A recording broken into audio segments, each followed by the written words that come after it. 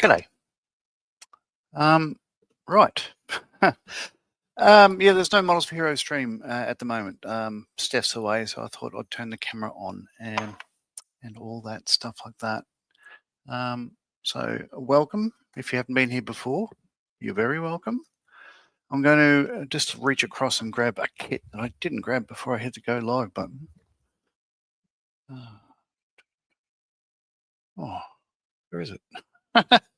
Oh, I did move it. It's on my desk. All right, Saab Vegan. Coming together. So I need to put some masks on that, but I'm thinking I might wait because that'll be a full sort of hour. Maybe. We'll see how we go. Adam is in. He's saying, hello, John. Steve is in. Hi, John. Hi, everyone. Tiff is watching. Hello. Julian, watch your nodge and everyone in chat. Adam is saying, I made it with 20 minutes to spare and food in my stomach. Oh, good God, I didn't. Mikey is saying afternoon. Hi, I'm Mikey. GM? The usual suspects. Oh, and Ian is in. Hello, Ian. All right, so link in the stream should you want it. I'll get rid of the...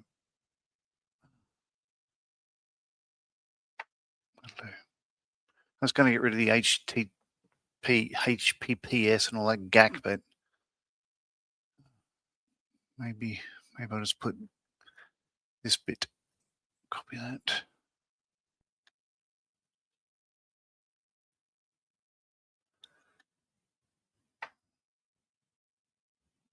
Right.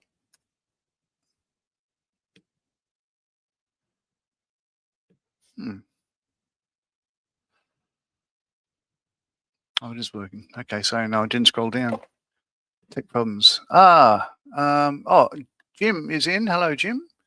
And hi to you and everyone in chat. And Joe. Hola, once again. Good morning, afternoon, evening, all. Hi, John. Jeffrey. Oh, Riley's in from Tassie. G'day, guys. I'm late to the party again. That's fine. It's all good. Anyway, I'm just going to go eyes down for a minute. So what I need to do is understand these masks. Anyway, I was saying before the vegan. It's so far it's a really nice build. It's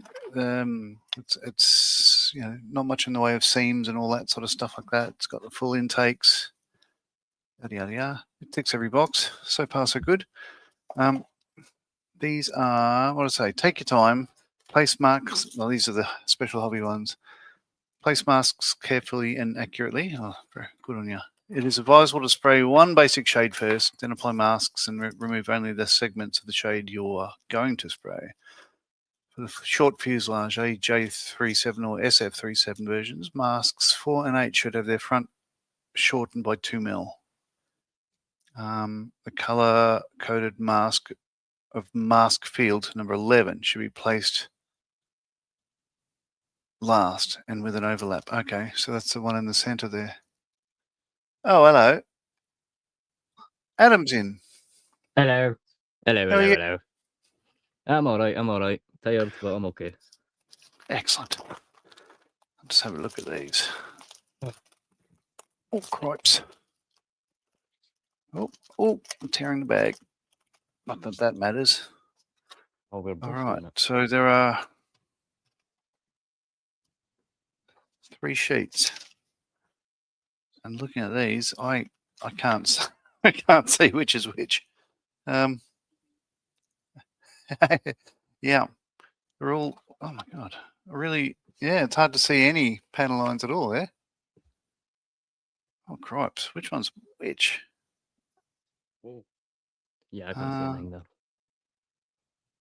Oh gee whiz.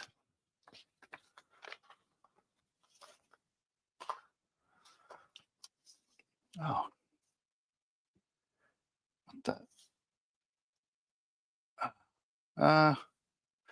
Okay, so that's sheet, that's the bottom one.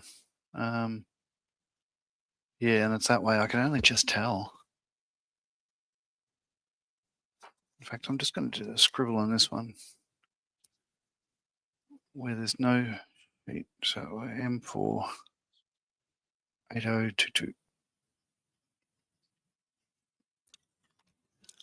So that then means these two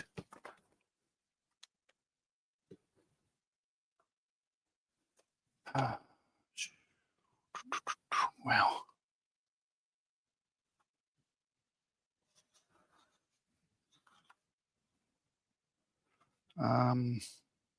Send Mel an email being like, how have I been stopping them from getting that out? Wow, I really can't tell. Because I would like to know how I'm being accused of that. So yeah, Okay. I guess that's what it says. There we go. Like, So that's sheet 1. obstruction of duties, reports of interfering with cleaning staff, preventing them from carrying out their essential health and safety duties. That's 2.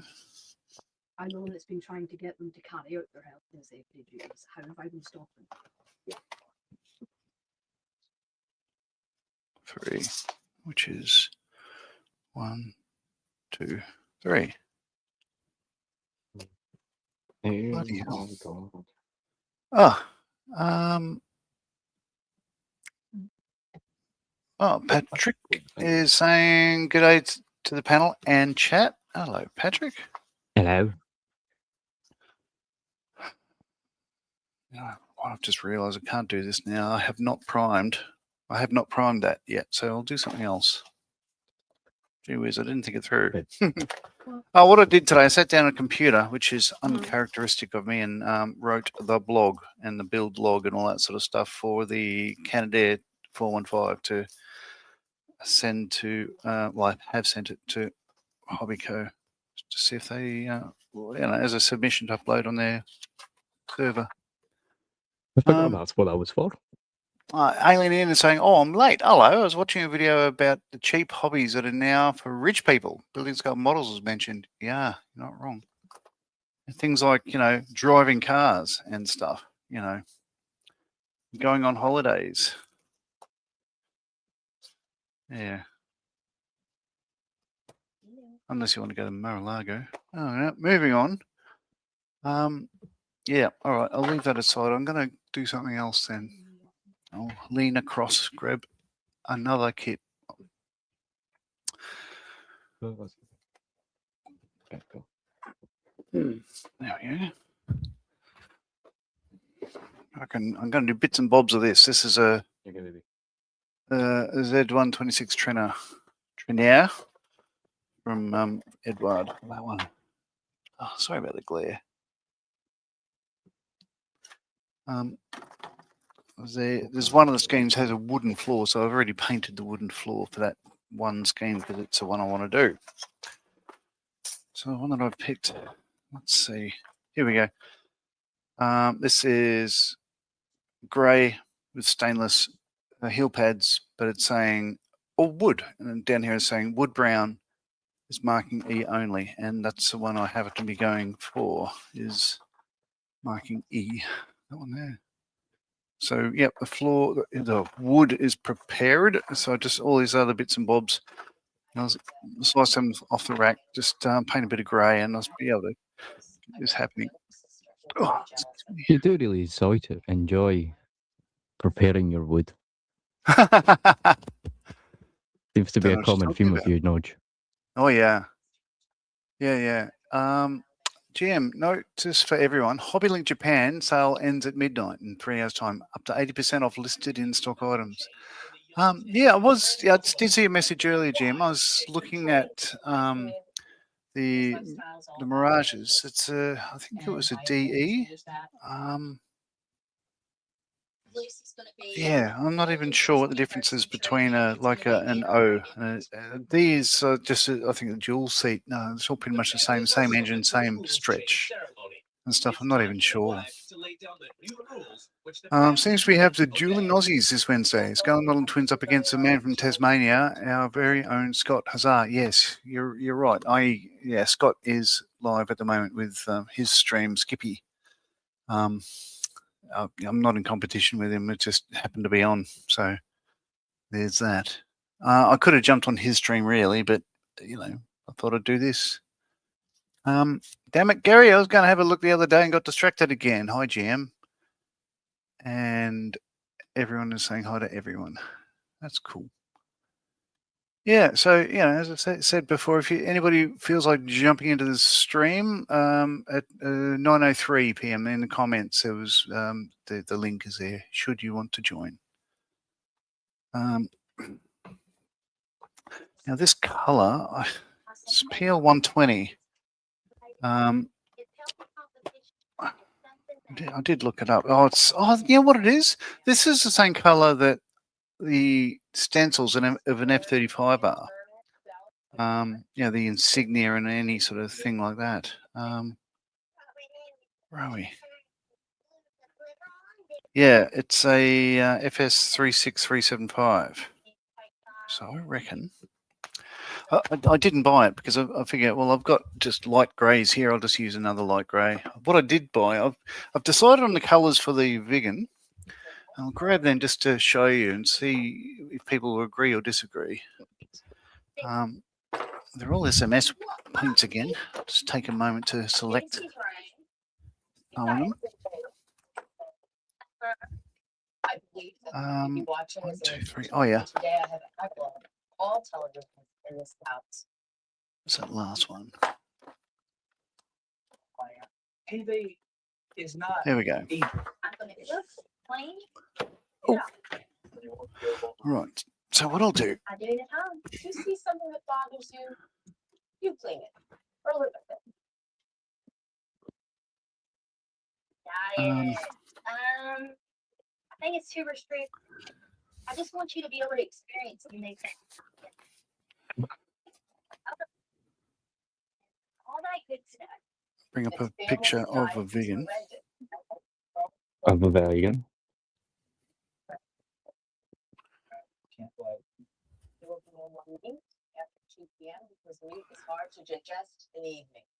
Right, here we go. That's a good one. Okay, so the colours I'm thinking of. Sorry about that ring. Let's zoom in a bit. What's that there? Right. Black is black, so smash Kark black for that. Should be a good match. It's like it's a matte, slightly grey. It's like a NATO black sort of thing. So Kark black for that.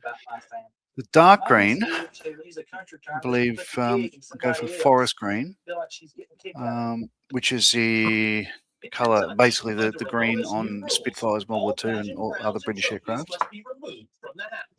The light green, I reckon, funnily enough, is a Mitsubishi interior green for Imperial Japanese Navy. I think that's a good match for the light green there. That's pretty cool. And the brown bits, I'll go for a tan. That way it looks sort of more sun faded. Here we go with that colour. Seems to, yeah, I reckon that'll work for me. And yeah, the light green.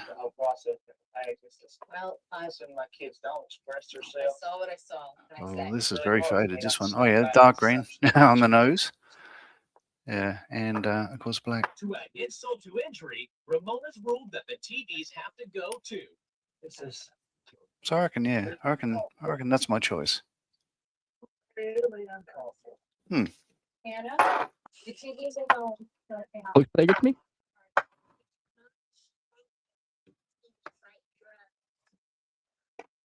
All right.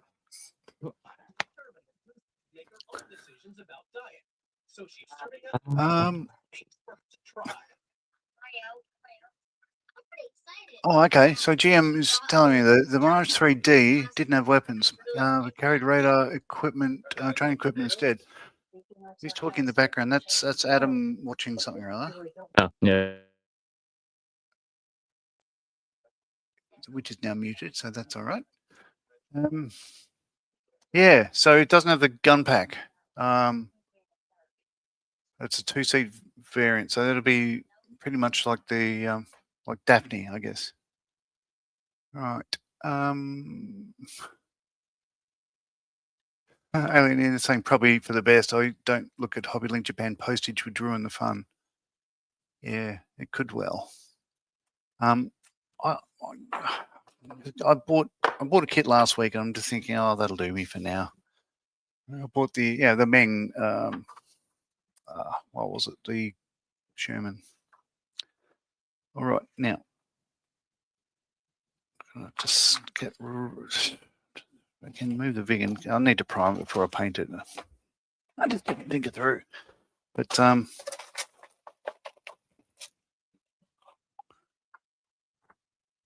get the bits and bobs for this thing. Whoop, put aside. So I'll move that aside, so it's not so glary.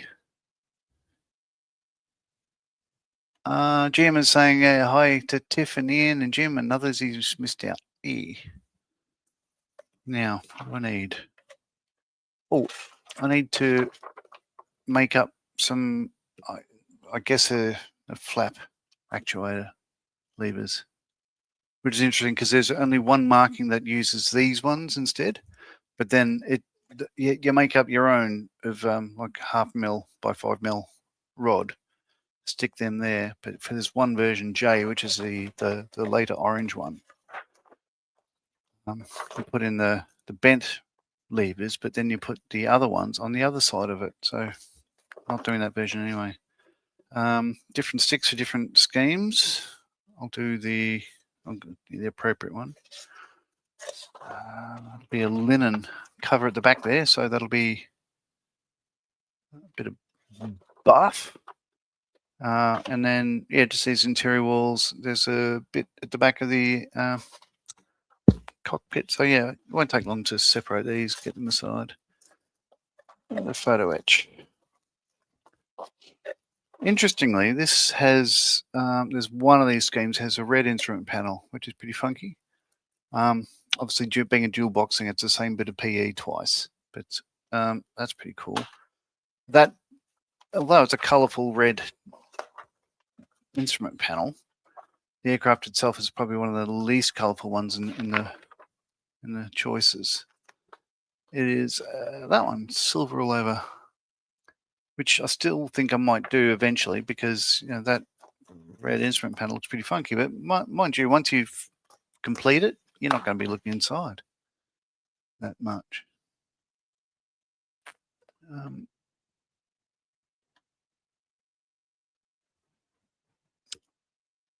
Oh no, what have I done there? No, there we are. So, okay, what have you got on your desk there, Ian? What, Adam, I should say. What is that? This is a Lehman Ross battle tank from 40k. Lehman Ross. Yes. Russ.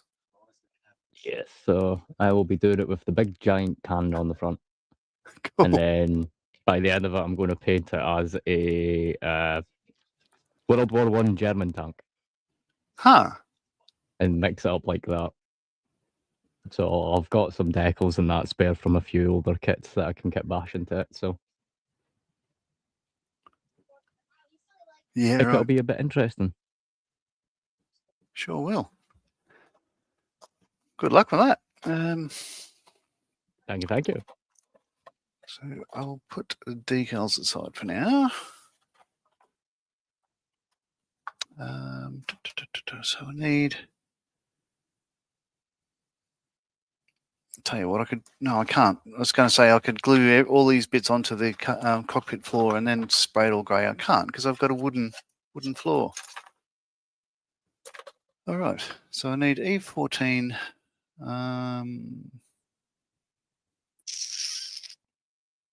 4 of them. Which one's E? H. J. This is interesting. They give you 2 lots of sprues, but they are identical in every way. Not because there's a dual boxing, because you actually got 4 lots. But the only difference between one lot and the other is that little bump there under one of the wings. So if you see, yeah, compare the top one to the lower one. That's the only difference on the entire sprue. It's crazy because even in the instructions, it's saying per fuselage halves, you can use either A3 or F3 or A4 or F4. And yeah, A1 or F1, although the one with the bump is not the one I'm doing. So I'm doing, yeah, the one without the bump. I might as well use the correct sprue then. Yeah. All right, so I'm still looking for E then. E, there we go.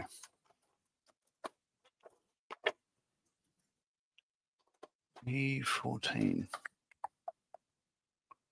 Oh, those little skummers. Oh, okay. Oh, Patrick says he's got the ICM Hamden coming next week. Which version? The torpedo one? Looks pretty cool. And GM is saying, Adam, that you with the background chatter? I was seeing 94% volume over John's 55 on my monitor screen here. I couldn't filter it out, lol. Oh, and we've welcome to the stage, everybody. This is Ian. Oh, hi. Sorry, I'll get rid of me Good on the big evening. screen. Good evening. What are you playing with at the moment? I'm working on the Tamaya Spitfire. I don't have a box top. Yeah, it's not focusing. Yeah, There we go. Tamaya Spitfire Mark 9. So, the one you bought from Robbo. yeah. Yeah. Slow. I haven't worked on it much, but I've got the cockpit parts all painted up, and I'm just filling in some of the details. I'll move the camera to face the workspace. So, yeah. But I thought I saw the live sesh. Yeah. There's a question from Bob. Hello all. Question for everybody. Should he succumb to temptation? An eBay seller is offering discounts on 1/16 scale armor kits. Definitely tempting. The B Mark 1, which is the one I've got over. It was in Frontline. I grabbed it yesterday, put it back because I haven't made a video about it yet. But yeah, I've got it sitting behind me. Alien is saying resist. Where is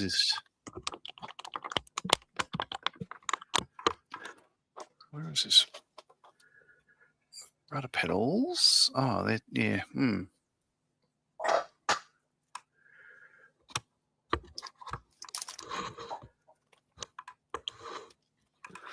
Oop, come on.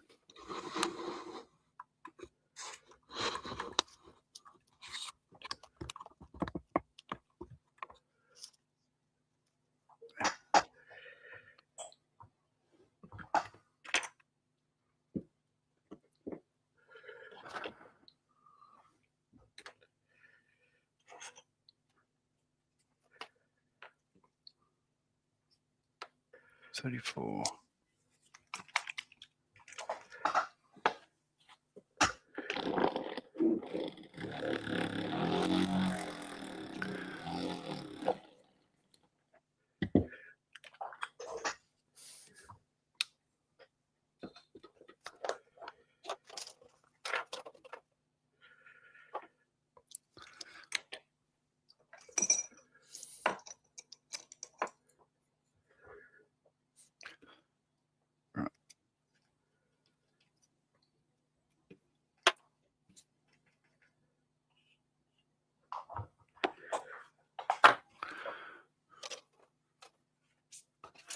Right.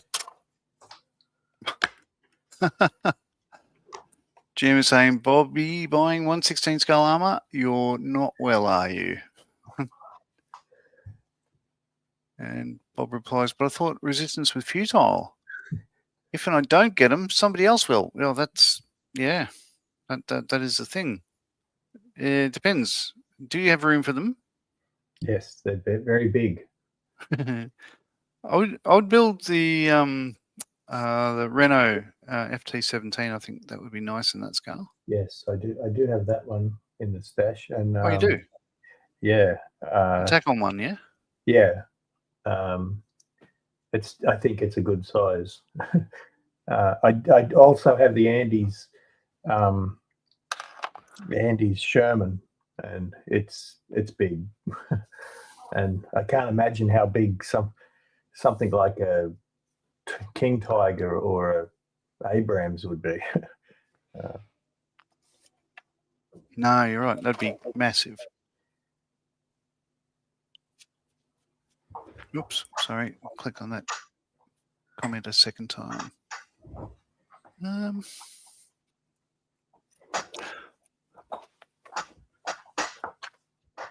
I reckon these details are so small, I'll just brush them. But I will want to paint the sidewalls. There's not much that would need to be grey. Just that one. H16, H36. I need 20.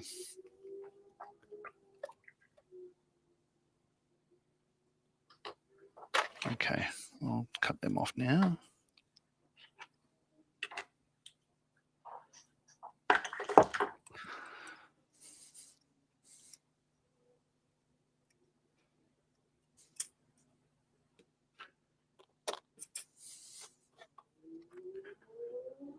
E20. Oh, and the seat as well.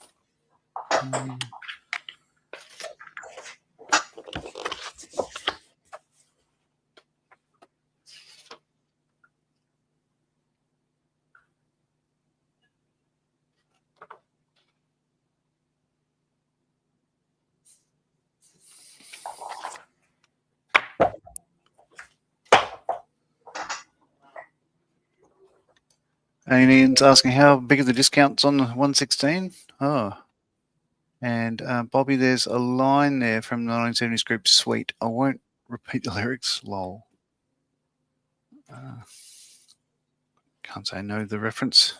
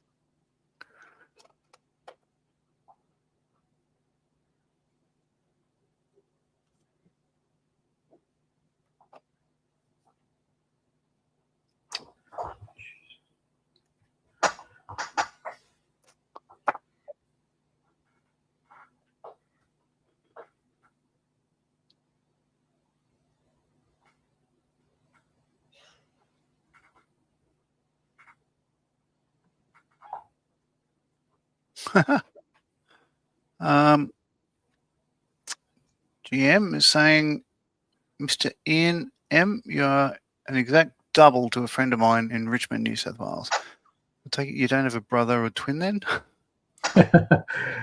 No, I do have a brother, but not a twin. Is he looking at an old photo of me, or? I don't know. And Alien is saying delivery van outside. Damn it, not for me. I thought it was my first Kitty Hawk set, the Saab Gripen. Oh, that'd be nice. I'd be interested to see how that goes. I hadn't done a Kitty Hawk kit. Obviously, they went out of business, but they're back. But I've been holding off on getting. So the main one of theirs that I wanted was the Jaguar, but then FX released theirs in the same scale, which negated me wanting to get the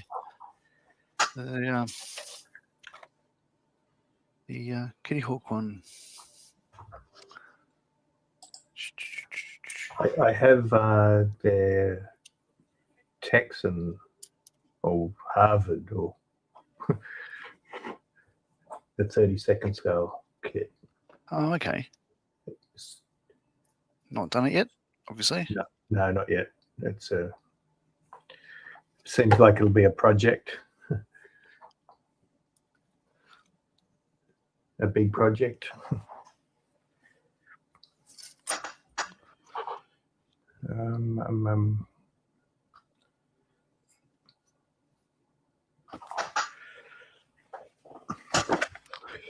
I should look this up. I'm not even sure if this is a linen aircraft. The wings are obviously steel, but looking at the lines on that, it could well be. I mean, it's got a wooden floor, and the back wall behind the seat, the rear seat is probably fabric, but I don't know. I should look it up. Bear with, caller. So, how many kits have you got on the go there? Oh, so at the moment, the Austin Armored Car, Austin Armored Car, the Vigan. I've just started this because it's calling out to me. I think, it was loin ball whether I was going to go this way and do this, and then defer the Vigan again. And then the Thursday, Friday builds for Mikey's channel is the Lysander Thursday and the B47 Friday. But that's all I've got. So that's 4. It's probably 3 too many, isn't it? I've got probably more on the go. Sometimes you just lose your mojo with a certain build, don't you? Like, so put it aside. I've got 2 Shermans up there put aside. Just they're about 85% finished. Just. And then I've got a 109, a Amtrak. The 109 is mostly finished, just needs to be a bit of weathering done to it.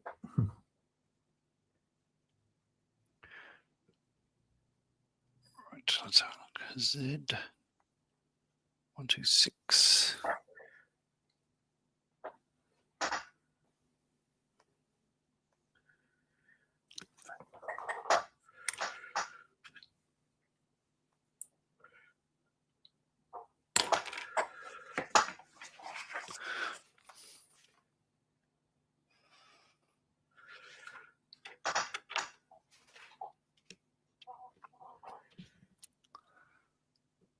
Oh, okay. You know what? You'd think I would have Googled this before.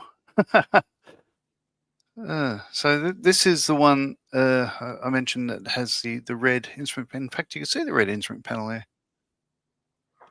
That's all right. IFD. That's a different one there.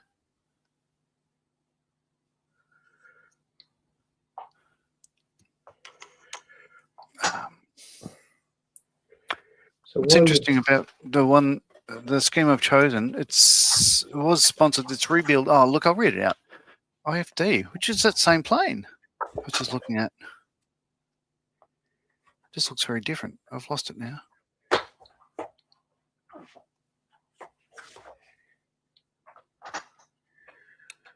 Yeah, right. So that's it now. It's orange.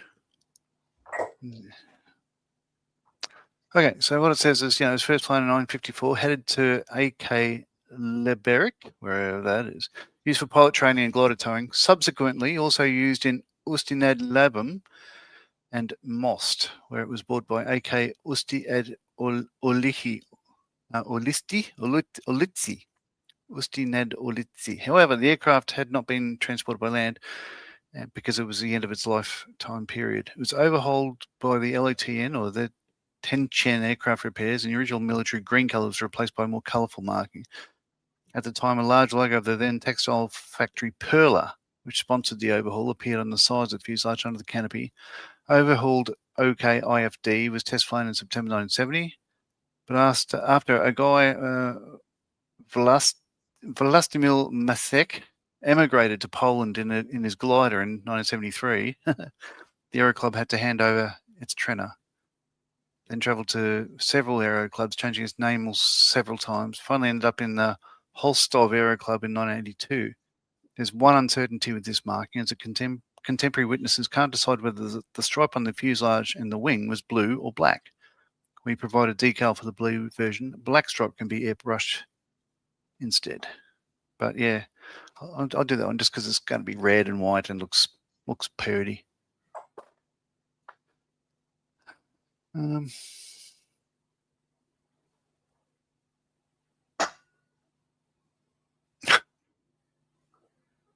Okay. Oh, sorry, I'm going back through the.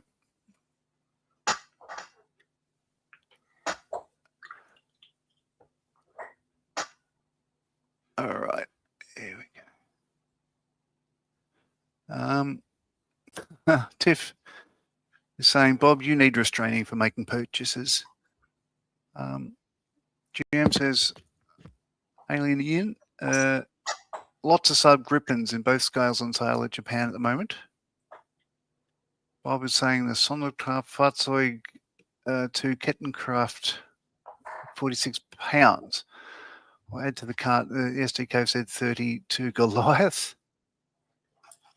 The Goliath, that's the little remote control tank thing, isn't it? Yes. I think For so. 54 pounds. Jim, Ian M, an exact double. I thought it was Paul Richmond at first. Bit of a shock. No, Oh, that's sorry. That's good. Same seller, Mang Rolls-Royce armoured car for 34 pounds. More temptation. That's a bloody good deal. To which GM says, no. Oh, yep. And as many may have noticed, I don't normally care about prices. So are these good? GM, should I not mention they're also doing a Magic Factory 48 scale F4U Corsair in Fleet Air Arm trim for 33 pounds. Bloody hell. And Tiff is saying the Meng Rolls Royce is what I got Mikey, though I've got it a little cheaper than that. And Ian is saying, oh, nice. Is that the Corsair, Bob? Jadlam have sold out of those. Ooh. Okay, let's have a look.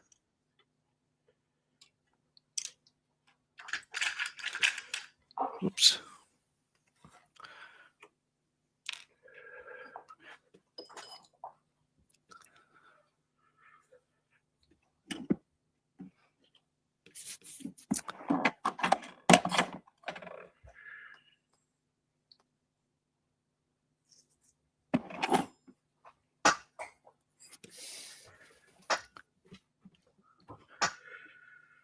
Right. Oh, very short write-up on Wikipedia. It's that much, and the rest is the variance. Low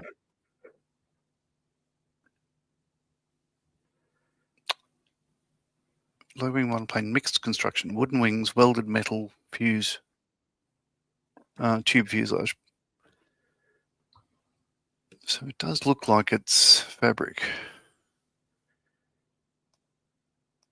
Oop.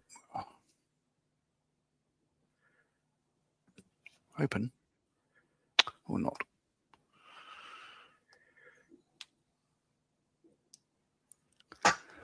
All right.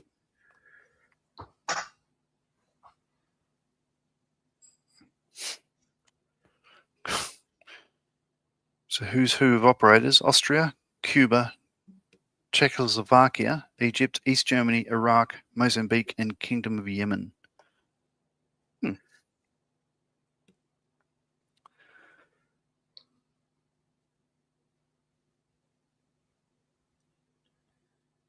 Yep. All right. So that then I'll do.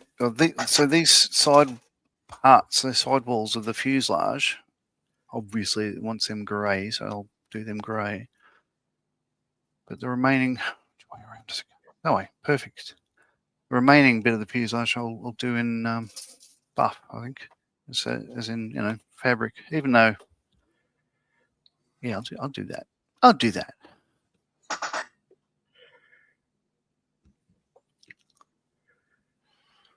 The front bit there is metal.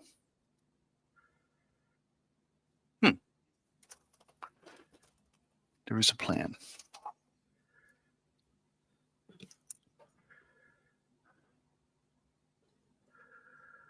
Bob is saying, yep. It is a Corsair. I just broke my lathe again trying to make a pivot block for the twist and turn retracts on my 1 to 6 scale one. And Jim is thanking Patrick for the channel subscription. And Ian is best person to ask about 116, Bob, is Matthew Wagg. I don't think he is here. No.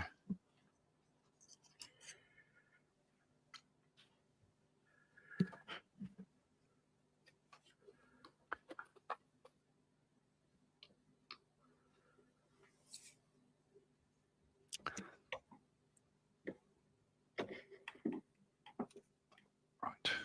No. Let's get 28.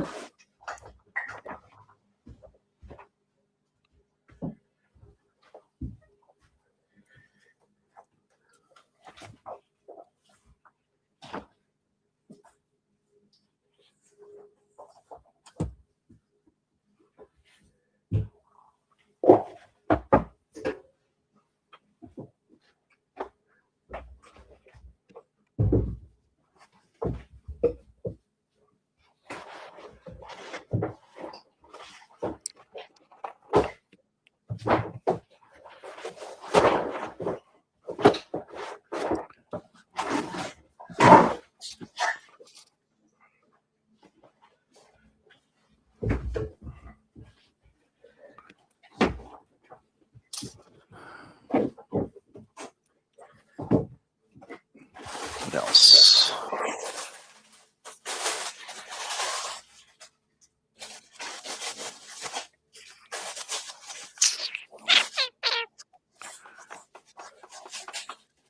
A20 and A38.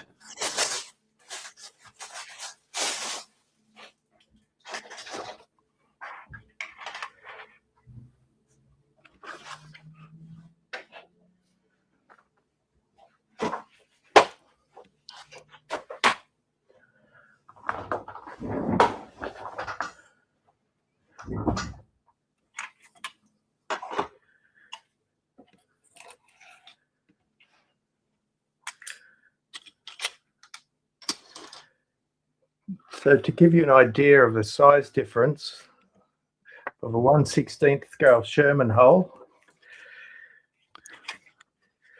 Oh, that's 1/16 scale Andy Hobby's headquarters Sherman hole. Oh my God. And then I've got a Sherman here. I'll take the turret off. Okay. there's the difference. So literally double the size. Well, yeah. Can't even get them both on this in the camera shot. And that's there's yeah, I guess there's a bit, maybe a little bit more on the back. Yeah. And then the turret makes it bigger again.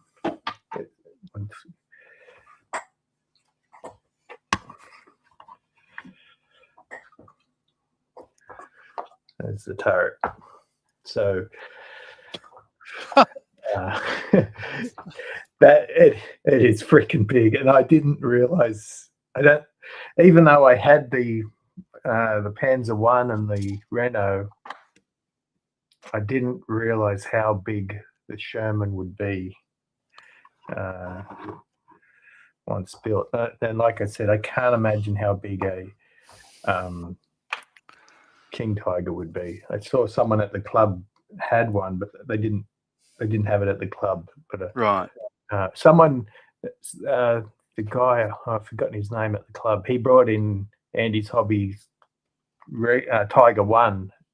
He brought that in, and it's big. It's just that bit bigger again than a Sherman, width-wise and lengthwise. So you definitely have to have a lot of space to display them. The one I'd like to get would be the Bren gun carrier. Okay. Yeah, the Gecko Bren gun carrier, I think it is. Yeah.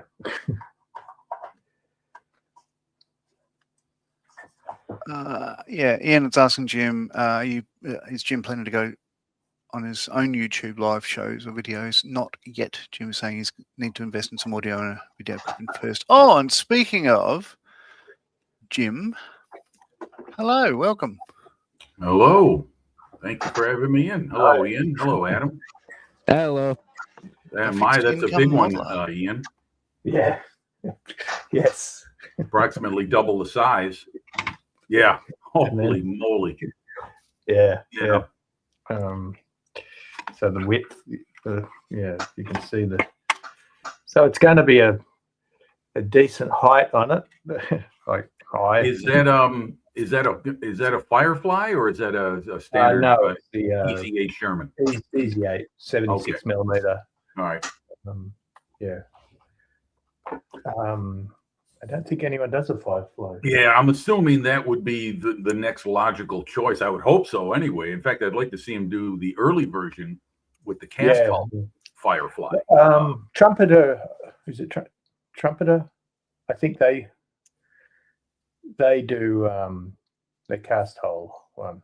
Or I know that I Love Kit. Paul Price is building that. Yeah, I Love Kit. He just finished the I Love Kit. It's not a Firefly. It's a standard American Sherman, like a Normandy version with the wet stowage ammunition, the long barrel 76 millimeter with the muzzle brake, and the cast hull. Yes, folks. As you can tell, I'm a Sherman geek, and I'm starting to learn them all. I think. Yeah, I've never built a Sherman, which is why I bought one recently. I thought, well, if I'm going to go Sherman, I might as well go a good one, you know. So I don't know if the main kit's any good, but it comes with bling, so that's why I got it. Okay. I do like bling. Which particular version do you have, John? Do you have the box handy? I do. Yeah, I'm kind of intrigued because it seems like every time I look at a model, it's yet a different version of Sherman I wasn't aware of. All right, this one is it's an M4A3 76W. Okay, wet. Yeah, W means wet. That means wet stowage for the ammunition. They had it in water to prevent fire, prevent it from burning out, because Shermans were notorious for. Oh yeah, you did show that one before, the Victory Kiss. Yeah. Yes. Yeah, with the figures too. Yeah, the commander and the civilian. Yeah. About the pressed lips. Yes, I'll show you an odd version right now. Crazy amount of brass extra, and these volute springs. These are these fit into the. I'll zoom in a bit. I've probably shown these before, but yeah, these go into each of the bogies. So little springs that Right. Yeah. Yes. little coils. I believe which you said it's a Meng kit. It's a Meng kit. Yeah. Ryefield has the same thing on. I had a Firefly Mark 5C. I had it, meaning I sold it.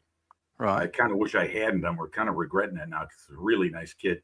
And they give you a lot of bling in that, including springs for the suspension and a jig to assemble the tracks. Oh, It makes okay. it a Yeah, lot yeah. easier. Yeah. That's right. It's got a jig. Yeah, it's exactly. clear. For those Sherman tracks, you got to have some kind of help in lining them up proper and assembling Yeah. I have a clear jig, which means once I open the bag, I'll never find it again. them. Well, here's And, my Sherman kit. One of about 5 I have. Yes, I've actually got both of those kits. Oh, Yeah, this is what's Composite called hull. the composite hull. It's a Pacific Theater of Operations version, but it was one of those oddball versions that has a cast hull front and a welded hull rear. Yeah. And it was divided up between the Pacific Theater and the Allies. It was I'm not sure where it operated in the European theater. Yeah. But- Go ahead. The British had some in Western Europe, and Australia had one of those they used for trials, and that one you can use to build the Australian one. Oh, really? I Because can. it has the dual hatch on the turret. Okay. Some of okay. those don't only have the single hatch turret. Right. Oh yeah, you're right. I'm looking on the side of the box. It does all. It doesn't tell you though that it's specific to an Australian version or No, it just gives you. It just tells you can make different options, but it doesn't state which one. Yeah. Oh no, In the no, drawing. they don't have the decals in that kit. You have to buy separate decals. Right. Okay. Okay. Yeah. Oh, you're but right. Yeah, they're all yeah. American in this one because this is the reissued version. This has got some resin, some 3D printed headlight and horn guards, I should say. A brand new T48 Magic Track set, which is probably not much better than their old Magic Track. Rifling inside the gun barrel, casting. That's standard stuff that Dragon always provided. But anyhow, this is a reissued version. It's dated 2022. I don't remember when this kit was originally tooled, but anyone that follows Dragon knows that over the last about 4 years or so, they've started reissuing a lot of their smart kit 3-in-1 kits from about 10 to 20 years ago when they first introduced that line in 2005. Yeah. And these are really nice models. I know they're not the easiest to build because Dragon's instructions can be counterintuitive sometimes, but it behooves the model builder to really study them. But as far as like quality and detail and crispness of molding, they can't be beat. I mean, well, I shouldn't say they can't be beat. I'll say I'll put them up against anything state of the art. Yeah. Cool. A lot of people, I don't know, rag on Dragon kits, but for a long time there, they were the only really good Shermans on the market. It wasn't until people like Asuka and Mang came along. Yeah, that's right. Okay, John, I'm sorry. I monopolized your No, show it's for all a good, mate. I just went full Aussie for a moment there. Yeah, it's, It's all all good, right, Mike. mate. No whackers. Get on ya.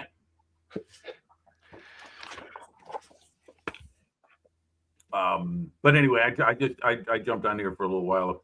My dog, everyone probably knows this. I'm sorry. I just got to get it off my chest. He's home. He's had his surgery. He's not feeling the best. He's still snapping out of the anesthesia. That happened overnight. He seems a lot more cognizant, but it's the medication. We have to get down him every day. And he's just got such a sad look on his face because he just doesn't understand what he's going through.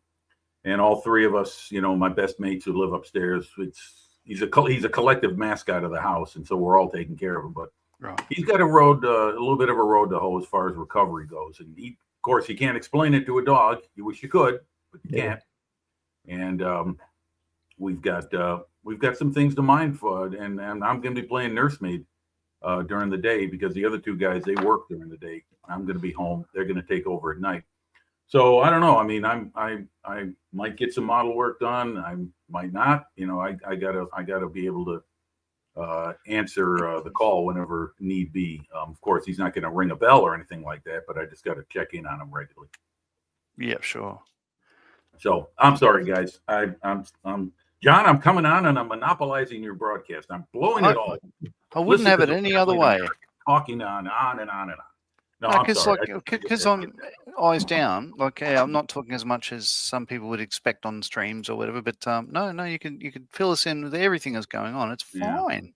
Well, we got him home yesterday at a late afternoon. Oh, shut up! No, I'm just kidding. Shut up! Yeah, what was that Monty Python? Oh yeah, he was talking to the movie producer, John Cleese and Graham Chapman, and he was like, okay, just ask me anything. And he says, well, you know, in those days, and Cleese as a host says, oh, shut up. Oh, shut up. That ends the sketch right there. Just ends right there, and they go to the next one. So for anyone who didn't see the stream on Mikey's channel yesterday, we made some progress after a bit of a while on the Austin Armored cars. So all I've done pretty much, so the chassis had been built before. Oh, there we go. As such. So yeah, that's pretty much complete. All the rest of it now sort of builds up on that. So we threw this together yesterday. It's about 7 pieces plus a couple of little tiny ones on the inside there, and it drops perfectly onto the body there. Great, John. And as really you see, the fit is it's exceptional. Like it's just the just thing really, is, really you've nice. got to with 7 panels to line up. That's I mean, yeah. Did they make it? Did they make it easy not easy, but easier than you would think with so many panels to line up as far as ensuring that they're locked together, plumb and square?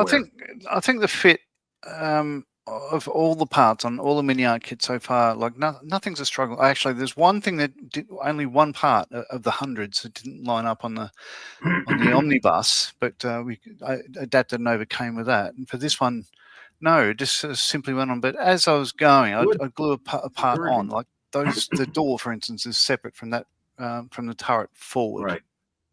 Right.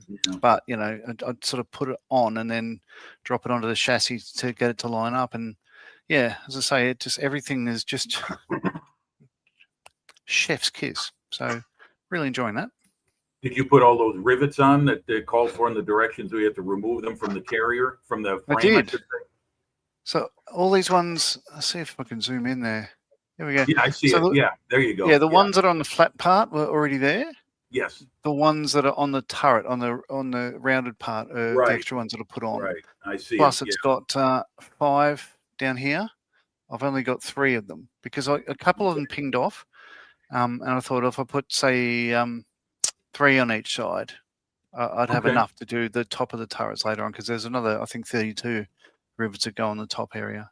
And of course, I'd done that side as well. So they're doublers pretty much. Now, the weird thing is you can't see them because it's grey on grey and stuff like that, but you can certainly feel them. The extra ones are, there and there. You can see the glue. Yeah, but, that's how I can tell that those are the ones that you added on as opposed to the ones that were molded on. But they're all there, and you wonder, like, what am I doing this for? Well, I was going to ask you, were you able to extract all of them successfully? A couple of them, as soon as you cut them away, I'm just like, where the hell did that go? Because it's like picking up. It's so it's so infinitesimal of a it's size. like picking up things like that white dot there. You know? Yes. Yes. That isn't one of them. That's a spot of paint. But yeah, that's how small they were. And I'm just hovering at the end of the knife thinking, oh, don't shake, because once it's gone, you will not see it. So I did okay considering. Well, it's good. And being plastic, it's a lot easier than trying to put on something, say, like metal, where you'd have to use super glue, and that could potentially turn into a big mess. Oh, I'll tell you what, if it wasn't for extra thin, you wouldn't be able to do it. You know, it's just that small. I agree. Yep. Yep, that's Yeah. that's what's going to hold it in place Oh, long Matthew enough. Wagg is in, the 1 to 16 scale expert. Sorry, I'm late. Painting Panthers again. Now my back aches. So resting now. Fair enough. Yeah, there was a question earlier. Bob was thinking he's considering getting 1 to 16 scale armored vehicle kits. Would you, Matthew Wagg, recommend?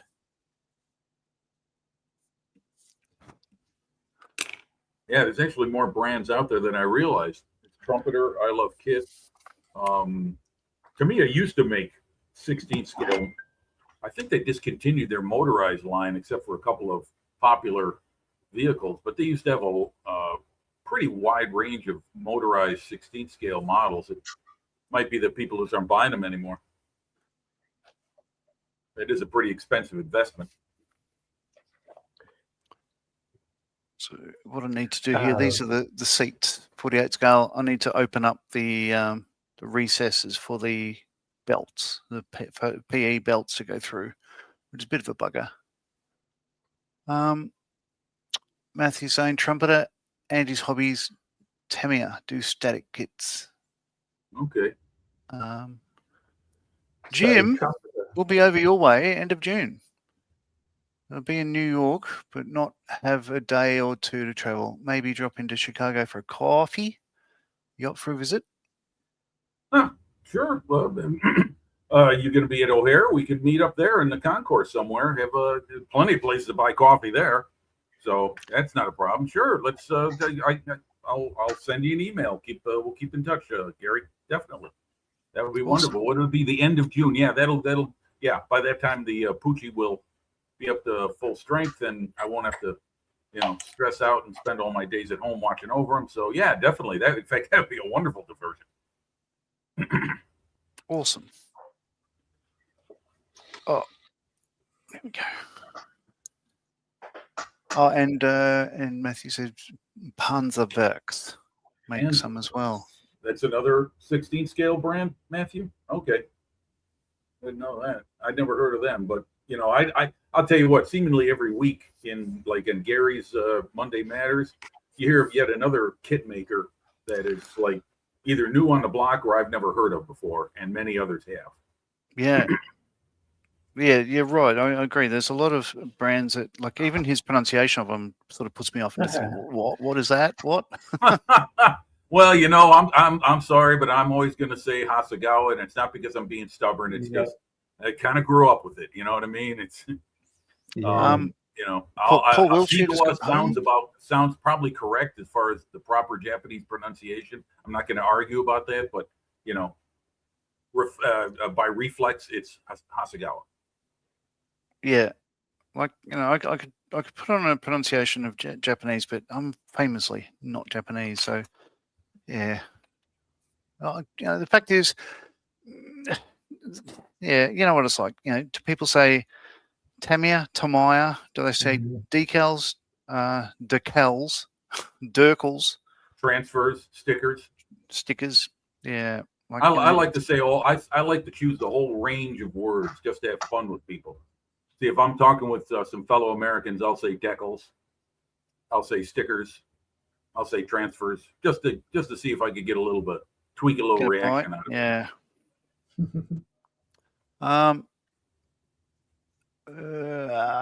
Bob saying Matthew, the 116 kit he's looking at, Freedom Models, Sonicraft Fahrzeug 2, Kettenkraft. Oh, is it that motorcycle half track thing? I think that's a Kettenkraft trad. Maybe it is. I actually don't know. And the Goliath for 54 pounds. It must be because a 16 scale kit at only 46 quid doesn't sound too expensive. If it was a larger vehicle, it'd probably be over 100. I'm just Googling it now. SDKF said, what did we say it was? 2.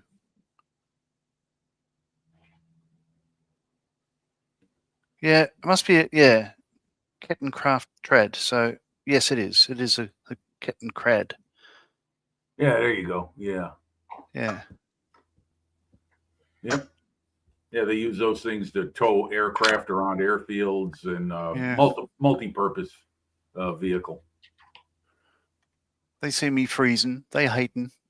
Yeah. Every time you see some Germans on the Eastern Front, they're freezing. It's Yeah.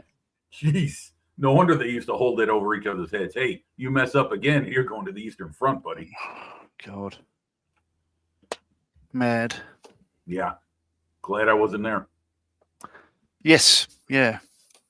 No, it would have been pretty much, a death sentence, wouldn't it? Matthew saying, "Hi, Bob. Not heard of Freedom, but that's a decent size for a tracked motorbike." Oh, here we go. GM is saying Hasegawa or Hasegawa. That's how the local crowd. Yeah, that's correct. Yeah, that's what I would assume, Gary. Yeah. Or is that a Hasegawa? That's how the locals pronounce it. Yeah, I'm not even sure. All depends on how the E's pronounced in Japanese. I know the I in Japanese runs like an E. Musashi, Nakijima. At least that's what I think it certainly sounds like it to me. Could be wrong. I'm certainly no linguistic expert. No, it's always been. I mean, I look at it, and to me, it's Hasegawa, just because that's the way I've grown up with it. Yeah. It's hard to change. Yep. I hear you. Yeah. Yep. Yep. Patrick's saying hi, Robert, and Tiff is saying, "Hey, Paul." Hello, Tiff. Hello, Paul. Hello, Patrick. Hello, everyone. Yeah. All my admirers are in the audience tonight. So good. Oh, wow. You sounded like you went full Mr. Magoo then. Oh, my admirers. Canfield for everyone. Yeah, the great Jim Backus. That's he was the voice of Mr. Magoo. He was Thurston Howell III on Gilligan's Island. If you want to visualize. Okay. Yeah, he was a great character actor for a long time.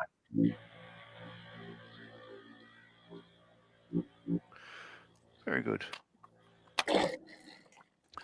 All right, T. I'm gonna not start working on it, but I'm gonna break it out and take a look at it. I mean, I've already done that more than once, but seeing I got it here on the table in front of me. Sometimes you just like to look at these models and see how well they're made, even though you haven't built it yet. Just looking at these things kind of gets the old juices flowing. No, I totally agree. I was the other night, I was sitting here thinking, which one am I doing it? Because there's always a line, I'll do that. But the fact is, I want to build my entire stash. I just can't do it all at once. I know. I'm running out of time, too. I'm going to be 62 in a few months. So Father Time is catching up to me. I've got the other inconvenience of starting a kit but then spending months on it because I can only do it say 2 hours in a week and sometimes in a couple of weeks and bi-weekly or whatever, and just it's a slow trickle. But I mean, as you know, you can put these aside and they'll just patiently wait for you for when you're ready. Yes. But, every so often I'll just go through the boxes, just go, oh, look at that, because even yesterday I was looking at this one. Albatross. Yeah. This is an early box, Edward one. It's probably one of the first ones. But I've even chosen the scheme. I'm thinking, oh yeah, that'll start. Yeah, that'll be that one. But to get wafers with it.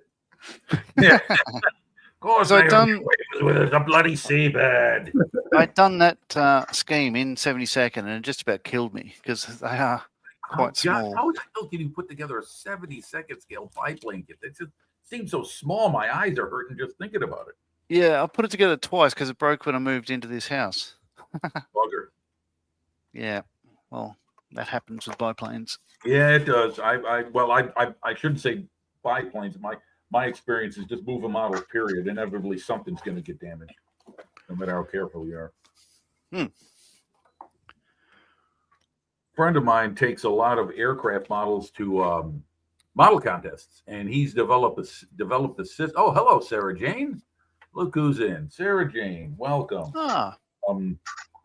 He's developed a system. He also brings along his glue to make any repairs if it happens, but he's developed a system where he packs these models in, and they're jet aircraft with landing gear and very, very fragile little parts and armament on the underwings. and he gets them there almost all the time, fully intact. Yeah, Matthew's saying he now has 4 1/16 scale Panthers. They need tracks and then they're complete. And he needs Angelina Jolie to adopt me. Well, I saw that flak version of the Panther you have, Matthew.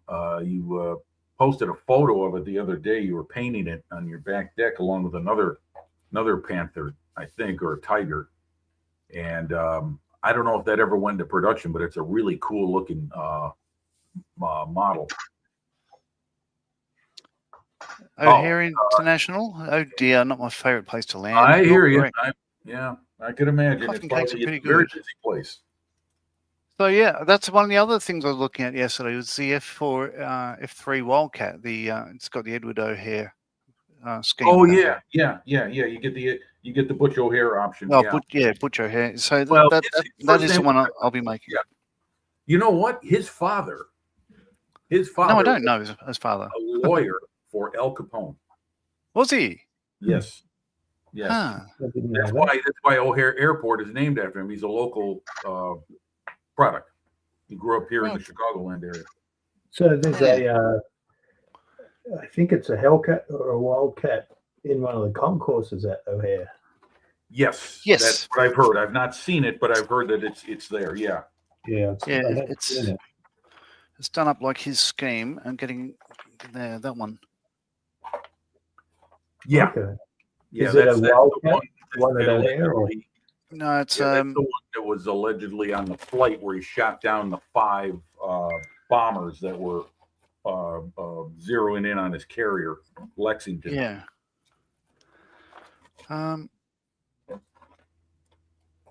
Yeah. Yeah, was it February 42, I think it was, or March? It was during those carrier raids that the Americans were launching. February 42. Yeah, Wow. there you go. Yeah. Yeah. So I'll read it out because I can. In February 42, the U.S. Navy wanted to attack the base at Rabaul on the island of New Britain. The carrier Lexington led Task Force 11 and VF-3 flew off of her. The ship was discovered on her approach to the target, and Japanese sent 2 Betty units to intercept. The second of these units was only counted by Butch O'Hare and his wingman. O'Hare shot down 3 of the Bettys and seriously damaged another 2, leading to the disruption of the attack force. The discovery of the attacking fleet caused the abandonment of the target being Rabaul, and the other targets were attacked. Yeah. The Wildcat flown by O'Hare became a major point of interest on his return to the Hawaiian Islands, and many photographs were taken of it. And it talks about the scheme. He didn't see the end of the war, having likely been shot down flying a Hellcat during a night combat raid on November 26, 43. His body was never found in the water, despite some witnesses claiming to have spotted a parachute. Yeah. O'Hare settled in Chicago before the war, and in 1949, the city named its airport after him. Yeah. There you go. Yeah, there's some mysterious circumstances around his death and disappearance. Well, that happens on a big wet blue thing. Yeah, well, it was at night. I think he was flying. It's mentioned in what you just read, right? He was flying a night mission. Because I believe because the Japanese used to send prowlers out at night to harass ships at sea, and so the Americans developed some kind of airborne radar system for Hellcats and Corsairs, where they could be vectored in on picking up enemy intruders. Oh yeah. Matthew's saying he's doing the Pink Panther next. It'd be fictitious as well if the desert campaign had carried out on as the Germans were desperate for oil. Wow. Yes, they were. Everyone's desperate for oil right now. Yeah. Bastards. Tell me about it. Squirrel. Stop bringing these things up, Jim. I mean, cripes. Come on, blame the American. Come on. It's like the dog did it, you know? Well, I hear you, man. You look at the prices of everything and you're like, what the fuck, man? How am I going to live? Never mind buying things, never mind taking a trip like you were talking about earlier. Just my grocery bill, my utilities. Yeah. Like, you just don't buy chocolate unless it's on special these days. Mm-hmm. All right. We don't buy anything if it's not on special. I think the only thing I would buy that is bread. Like,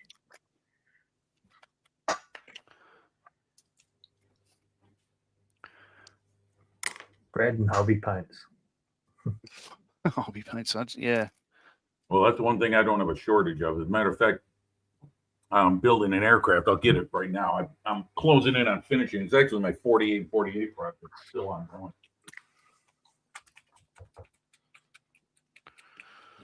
But it's almost done. And here's an example of using paint that you have instead of going out and buying something that you could use for one particular model.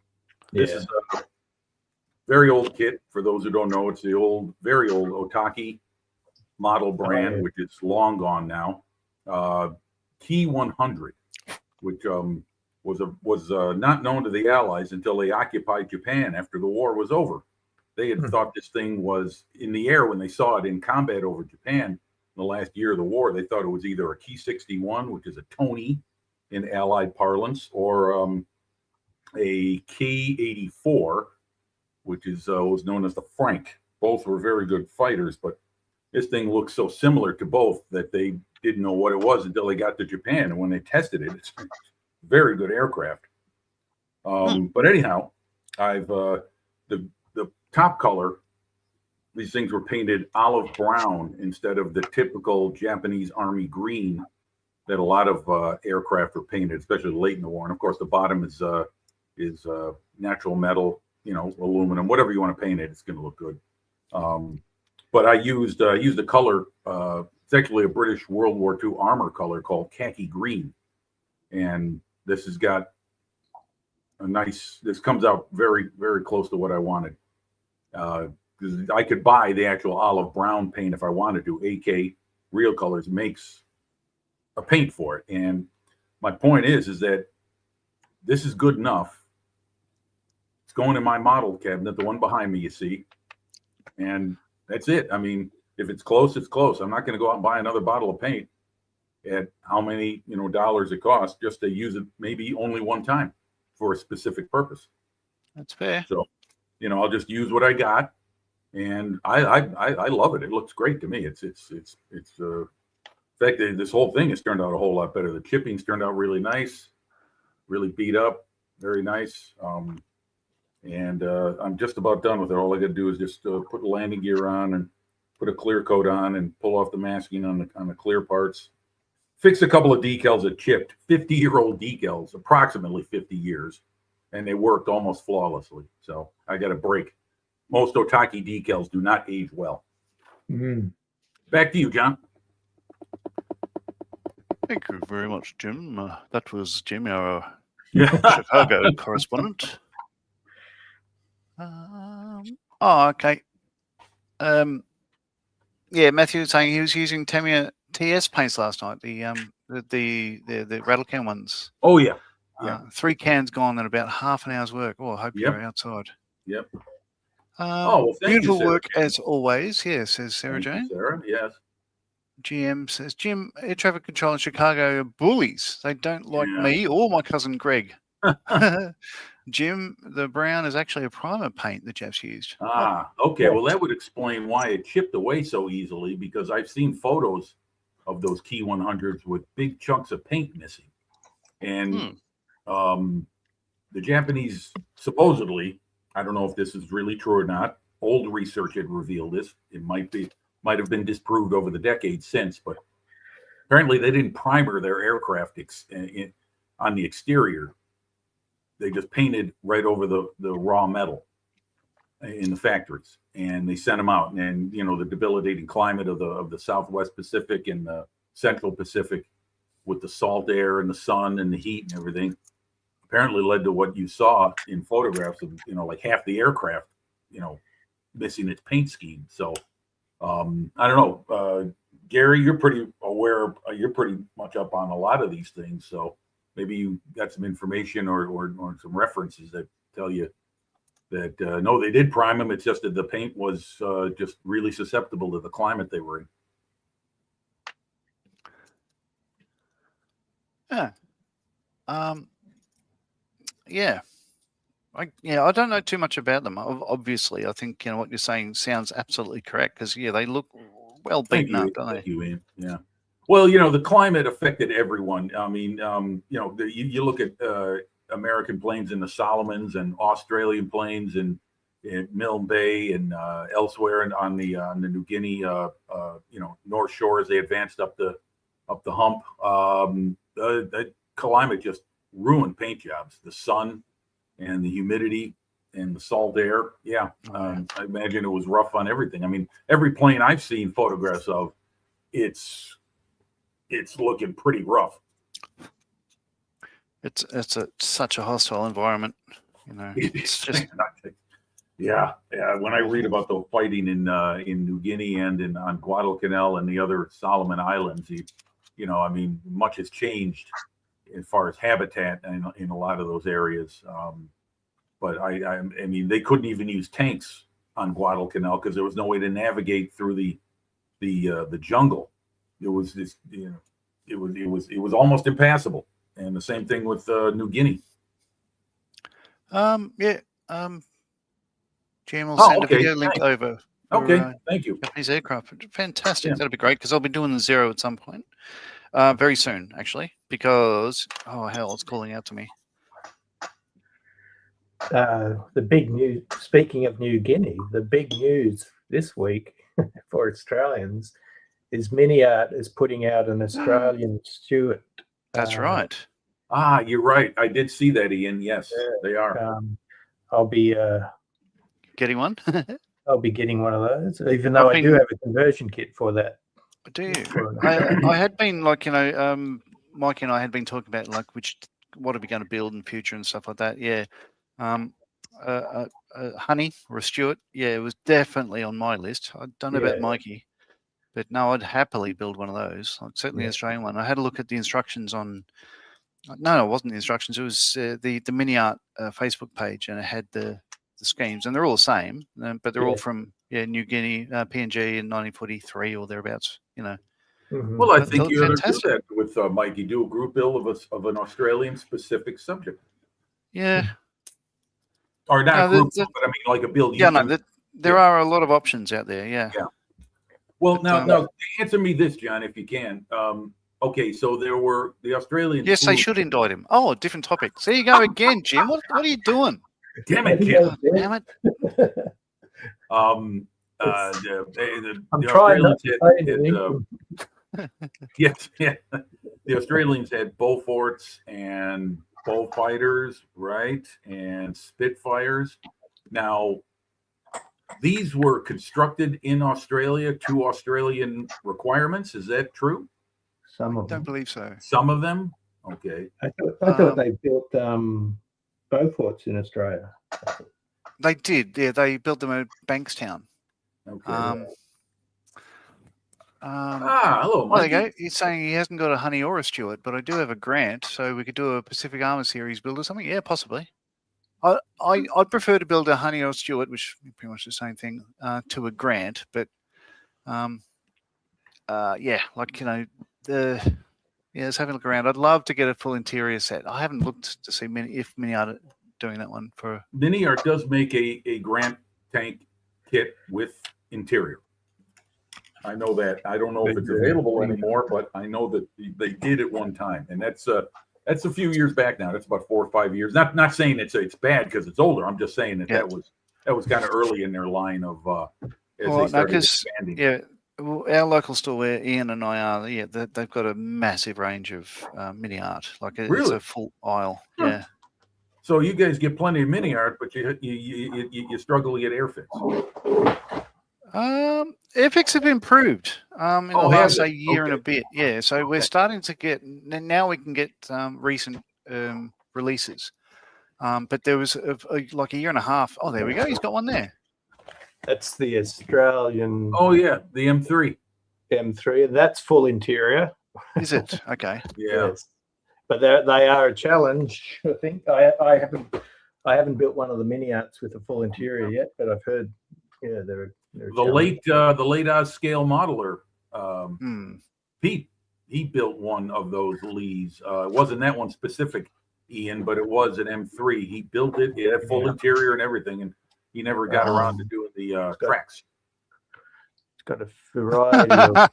Yeah, that's really cool. The better looking Marley says, hello from Perth, you fabulous peeps. And John. Yes. Yeah. The bastard. No, Matthew's that's an interesting thing I hadn't heard of. When I did Living History, I portrayed a member of the 3rd Carabiners. One of the tank crews got a Victoria Cross for having a sword fight inside an M3 Grant with a Jap officer. Wow. Inside. A sword fight or inside the vehicle. There's not a whole lot of room in there for sword fighting. That's interesting. No. It was probably just one swing, and then my arm's stuck. Oh, can you help me get that over? Yep, no, like if you hold your tongue this way, and all that stuff, and then they just exactly. Oh, bugger. I ducked behind the gun breech and saved my life. Yeah, he broke his sword on the breech mechanism. Mike says the Grant, the Stuart, and the Sherman are all used in the Pacific Theatre, so that could be fun. So was a Lee that was used in the China, Burma, India theater and in the Pacific. And TPG's in. Hello, TPG. Hi, everyone. Oh, James. Hey, you go up a few. Gary's got some interesting information. He's talking about European aircraft had the same problems with paint finish. I always wondered, okay, in the European theater, more than anywhere else, they flew over 20,000 feet regularly. I'm guessing the paint and the surface of the aircraft was subject to perhaps issues with condensation, like they had to clean them off when they got back. Because you go up so high, the airframe freezes, you come down to sea level. And was that really an issue, John? I mean, I'm not saying would that potentially be an issue, condensation in the airframe? Yeah, it would. It really, obviously, everything depends on the environment. You've probably read that, say, for instance, in Concorde, it wasn't a problem because every time it flew, it dried itself out. Right. Okay. So virtually, from what I read, at the end of their life, they had zero corrosion because it was heat treated every flight. But certainly, like if it never stops raining, and you've got, say, if an area where water would pool, it'll never drain properly, and it'll just corrode. So, you'll have areas of the aircraft and probably the near structural members that would be turning into white powder, and it's never good. Now, is that an issue with today's aircraft, or is it? I mean, I was thinking strictly, it might have been a problem in the Second World War. Because that kind of high, regular flight at that altitude probably wasn't experienced before the war. Certainly, it's more of a problem now than it has been any other time. So, like for instance, the F-35, they are very, very subject to corrosion. No kidding. Okay, I thought the metal was built in to prevent that. Yeah, no, you're right. So what they have is there is a thing with all aircraft called dissimilar metal corrosion, and you know about this if you have, say, a steel bracket or a brass wall, that one will affect the other, and it starts an electrolysis effect. So metal will move from one surface to another, like a battery, but very, very, very low voltage and everything else. But it will set up its own electrolysis, and then that will just lead to a massive corrosion.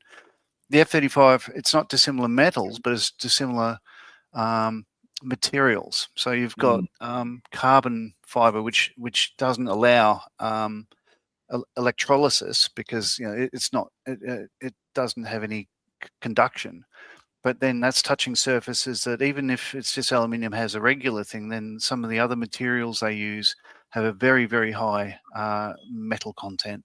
So you've got electrical flow at millivolt level in areas where you really don't want it. So you can inspect the crap out of it, but it's a pain in the ass. Like you can't close a panel without getting out a 10 times a magnifying glass and inspecting every little thing. And if you see anything that is not painted green, you have to call in the bashers, and the plane will be down for days. It's just insane. Sounds pretty high maintenance. Oh, it's a pain in the ass. Everything about it is shit. Damn, it costs enough already right out of the factory. Then you got to put all those hours into maintenance and upkeep. Shit. Well, I've said before, like I have a problem with like a force that would buy a product, but to be able to afford it, they get rid of the 2 musterings that would be able to keep it flying. Because I look at it and say, oh, it's a new airframe. There'd be no corrosion. We don't need metal bashes or surface finishes. They get rid of them. And they're the 2 trades we use the most because of the outer mold line coatings and everything else. No, And complicate that with all the regulations that allow different trades to work on different products. They threw that out at exactly the same time, and suddenly things that they set up for the previous 7 years they weren't allowed to do. The whole thing is just stupid. Yeah. But I don't have to care anymore. Sounds like typical military logic. Oh, still cranky. Yeah. I'm still cranky. No, it's okay. Get it out. It's your channel. You can vent it all you want too, you know. Yeah, I mean, so I was speaking to a couple of guys last week from there, and they seem to be getting a better hang on it because so I went to, there was a veteran barbecue at the hub where I'm going to be starting running the sessions, and 2 OCU were there cooking the barbecue for us. So a couple of them were really happy to see me. Came across with big grins on their face. G'day, Bob. How are you, mate? Because one of these guys, I'd worked with him on Orion's, but he's now at 2OCU with the F-35s and stuff like that. But my ex-boss was there, and you imagine he turned around and noticed me, and the look in his face was just like, oh fuck. And I just thought, yep, I'm thinking the same thing. But we did have a conversation by the end of it. I said, are we good? And he said, mate, you were in a bad place. So, I couldn't save you. I'm thinking, yeah, I know, but you didn't have to shit on me either. Anyway, GM says, can't use acrylic paint on real aircraft. The RAF tried it on the H model Herc. We flew back from New Zealand in a fresh painted Herc, and the paint wasn't there when we landed. Yeah. There was some of the maintenance they did down in New Zealand, which was questionable. Like we open up an engine, there was a smell. Open up a couple of E-model engine cowls, and they had over the turbine area, the back of the engine, there's a couple of long torches, but plastic cases, and they would melted around the engine. So we ring them up and say, are you guys missing a couple of torches? No, they're all on the tool board. Yeah, how about these? Oh, God, yeah, they're ours. What happened? And big investigation. Yeah, thanks, guys. Boy. Hello, Hobby Time. He's joined us. Hello.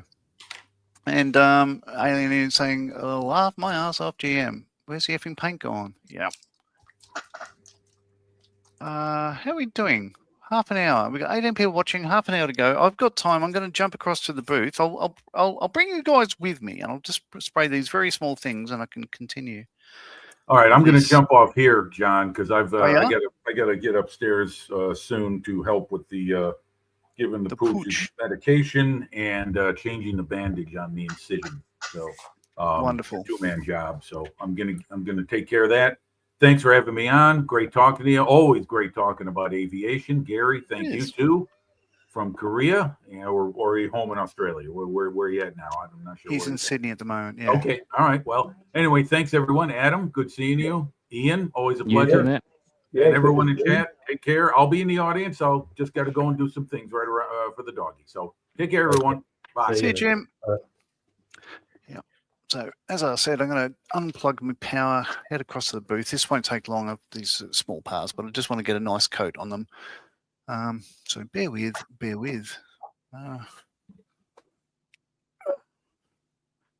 It's just a little feather. Right this way.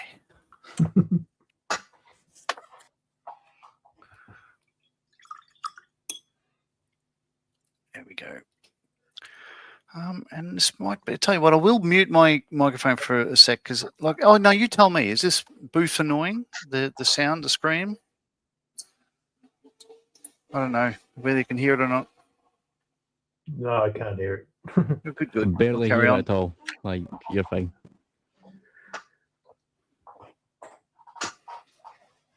Righty, so need Tamiya buff and a nondescript. That'll do. A royal light grey sounds right. Just a light grey. And I'd rather get a light grey than a blue grey.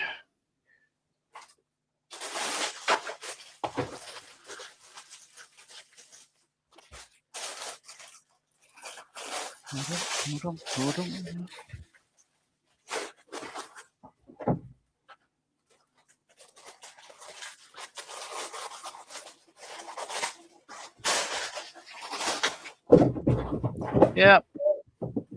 And as Alien Ian says, always good to see Jim. I agree.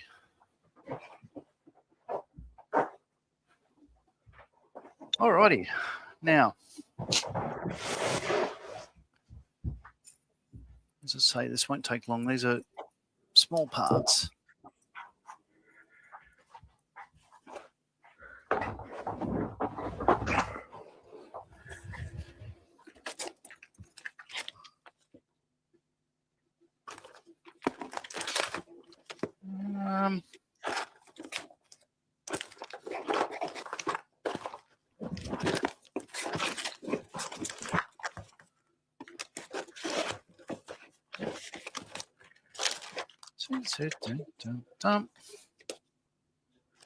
If I misplaced a small part, of course he has.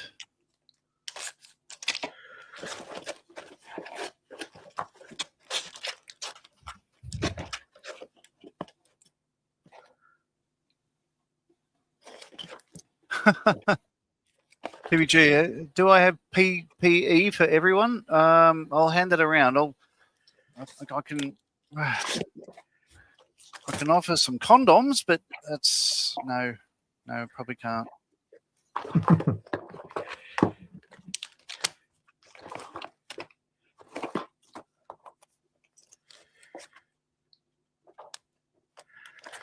Yeah. So there was no word of a lie. A little part that I'd cut off earlier. That's no longer with my stack of little parts. Bloody annoying. Well, being a dual boxing, I think what I'll be able to do is take off the other one and then swap it out later on when I find it. Might do that. So better looking male is probably over in Perth saying, what the hell is he working on? What the hell is this? I bought him a bloody big one.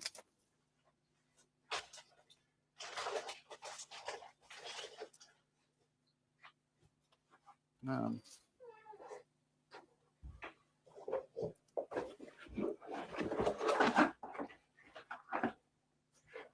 is it? Yeah, that bit. All right.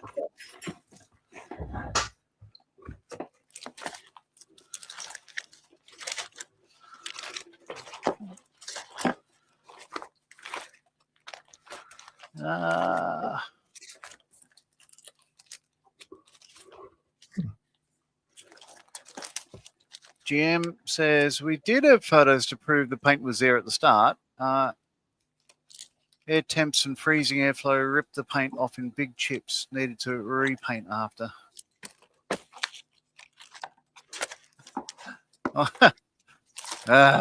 David. Hello, David. Shocked the Wallaby Whacker has lost a bit. Could you believe I actually bought a bookmark the other day?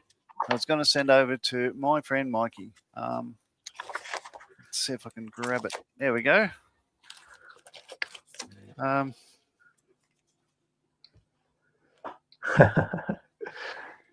Wallaby. Lenticular, so it sort of looks around like saying, where's the car? I don't know, can't see a thing. So yeah, Mikey will get that whenever I send over the other stuff I've got, which is, SMS stickers and whatnot.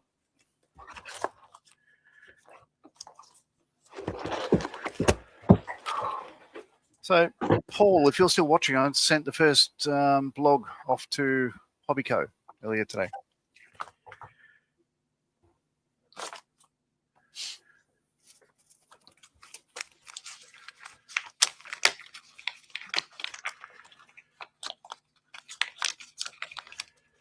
Oh.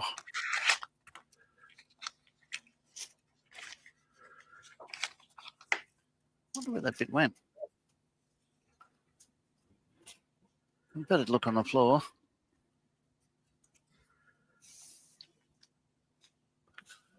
If you need help getting back up, just shout on us and we'll call the authorities.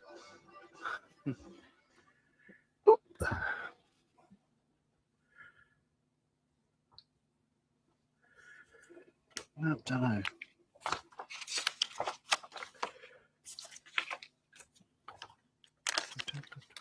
Oh, there's one other bottle of.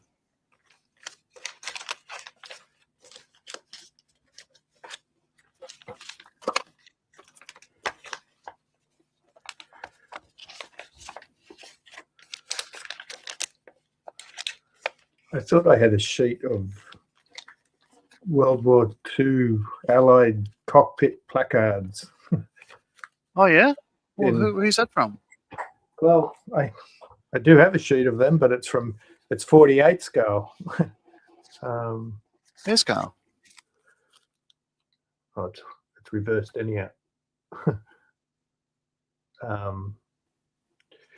Yeah, it's not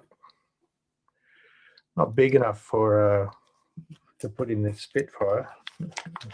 Jim is asking if Dave is it's the Podmaster. No, it's not. Dave is one of the beneficiaries for Models for Heroes over in the UK. And one of the funniest people I know, I must say.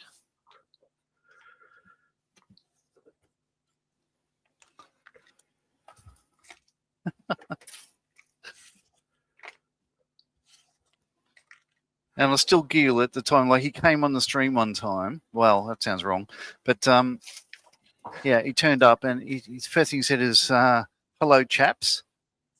And then he sort of looked across and said to his sister, oh, and my whatever vest or whatever. So she said, what are you talking about? He said, oh, yeah, I asked her to get my arseless hello, chaps. Still funny.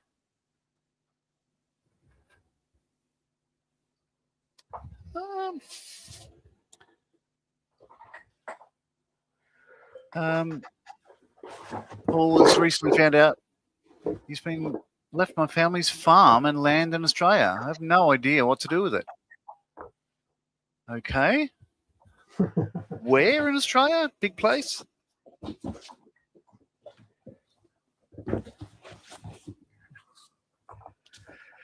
Being a farm, that could be anywhere. Yeah. The price of real estate in Australia, no matter where it is, it's probably worth a bit.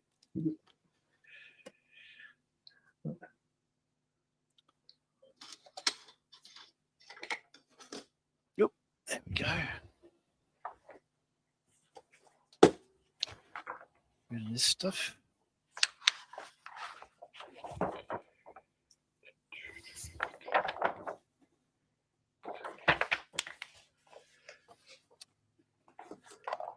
Bit of this stuff.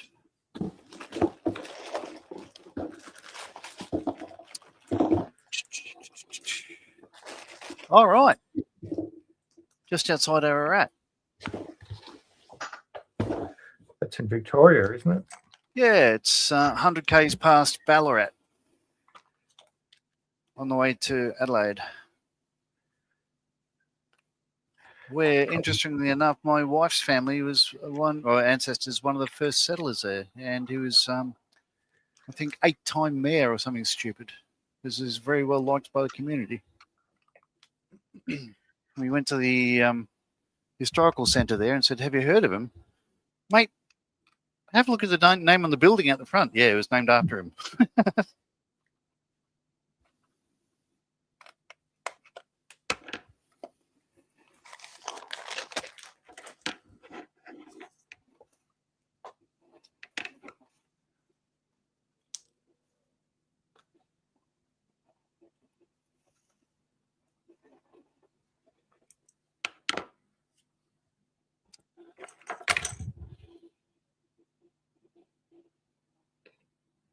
Yeah.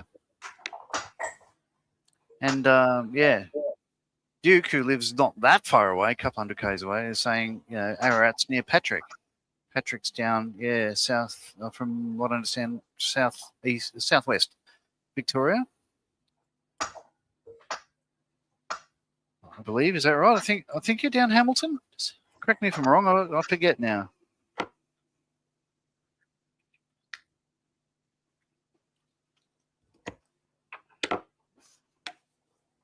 Hamilton being my grandfather's name,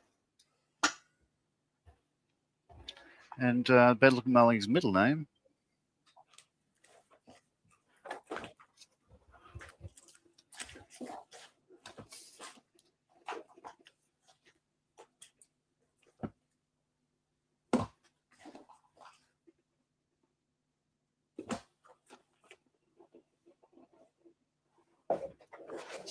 Okay. Huh. So Bob was saying, dare I set it up as an emu farm? Well, you could, but it's too close to civilization. Those bastards will take over.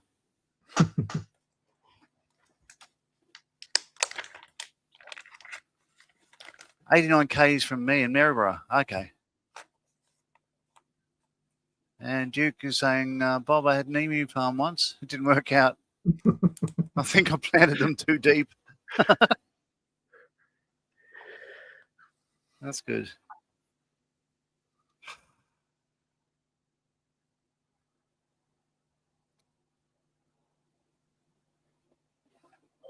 You know what? I'm trying to decide whether I want to have the front of this unpainted on the inside or whether I'd go for panel color.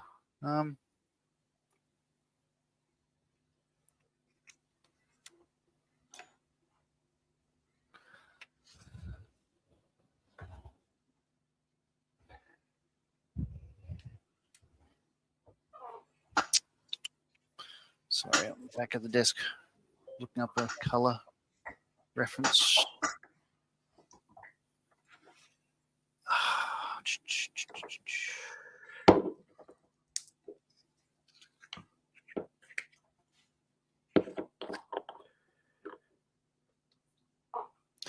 What I find annoying in these instructions is it has this paint. Oh, there we go. I've just found them. Sorry. Just pointing at everything saying paint it 4. But what is 4? It's wood brown for scheme F and yeah, grey for all the other ones. So I'll paint it grey. I'll be a good boy and do what I'm told.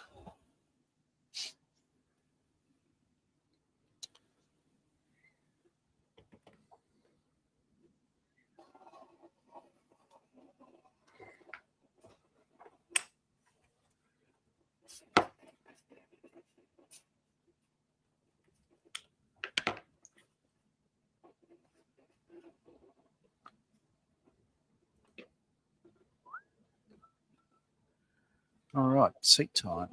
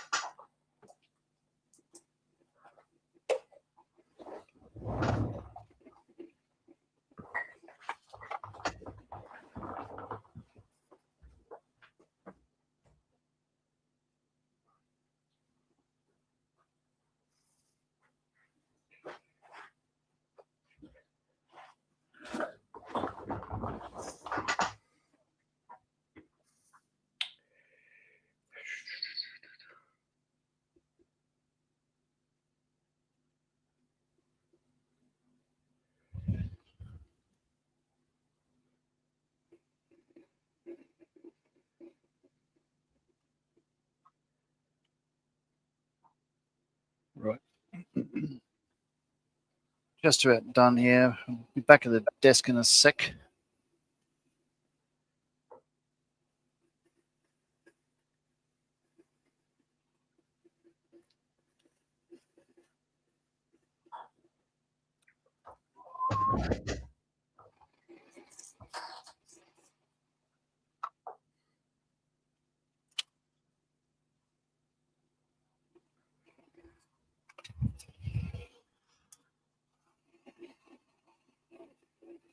Ah.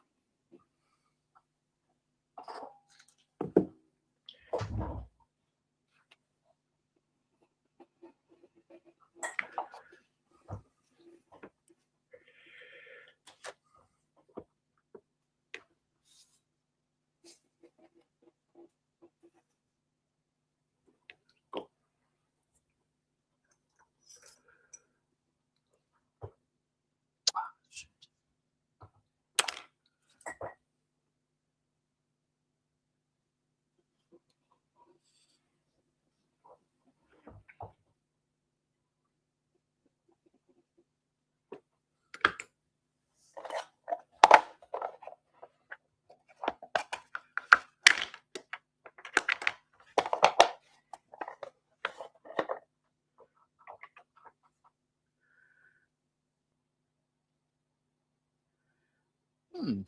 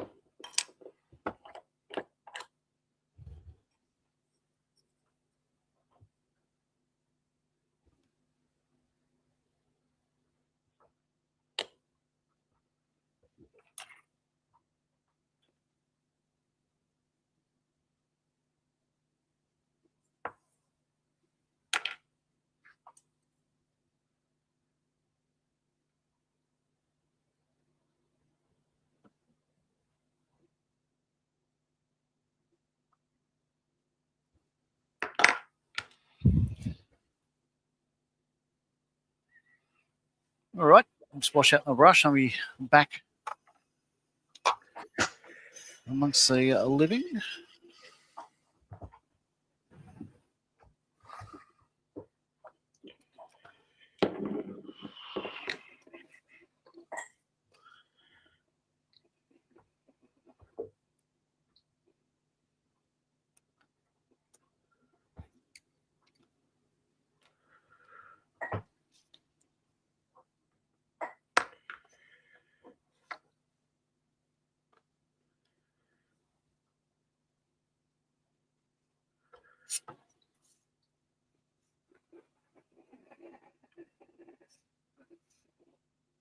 Hmm.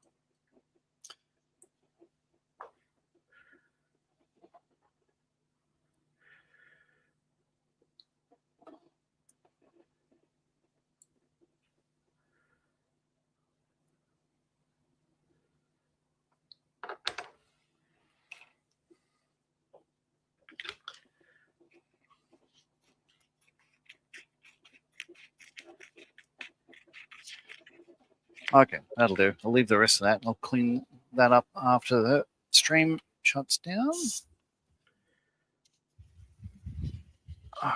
Disconnect my camera and I'll move back.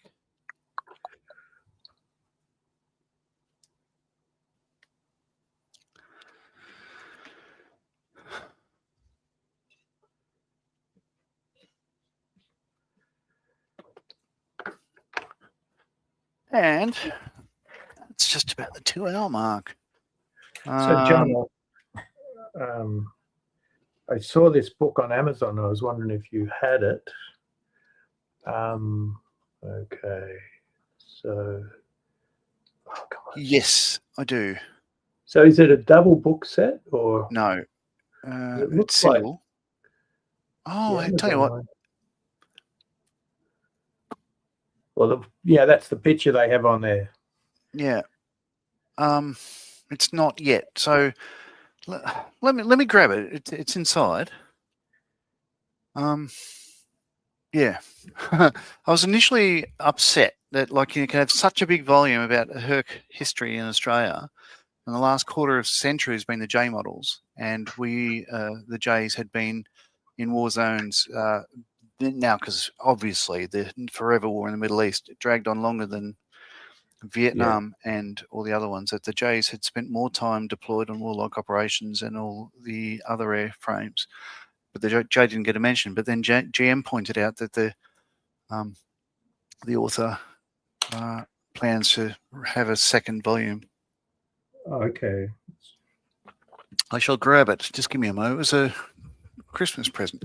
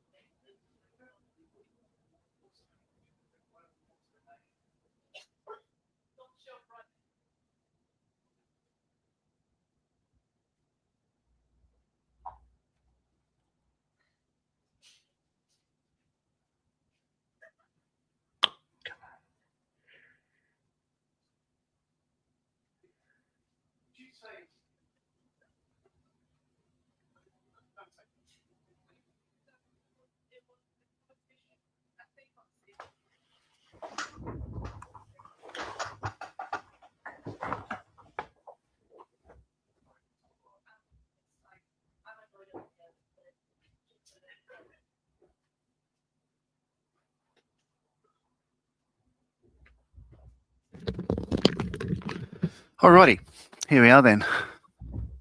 All right, I'm wrong. So I hadn't looked on this for a while, but there we go. Yeah, the air mobility workhorse, and I'm wrong. It is 2 volumes. Okay. You know the best part about this book? The author, Bill K9 Kouralakis, because it's got a K and then 9 letters. Isn't that hilarious? Bloody hilarious. Bloody fantastic. Those Aussies, they're funny. Now, let's have a looky-do. Yeah, I believe he's going to bring out a second one, but even on the cover, it's got the A model in the front, the E model in the middle, and the H model at the back. There is not one mention of the J model in all 2 volumes of this. Wow. So 215 pages each. And you think, what the hell? I know he was an H model guy. It's pretty cool. It's got every aircraft in detail and all the sort of war paint and marks we had on it and all that sort of stuff. I haven't literally read them because, in a way, it's like, you know, yeah, it's just too.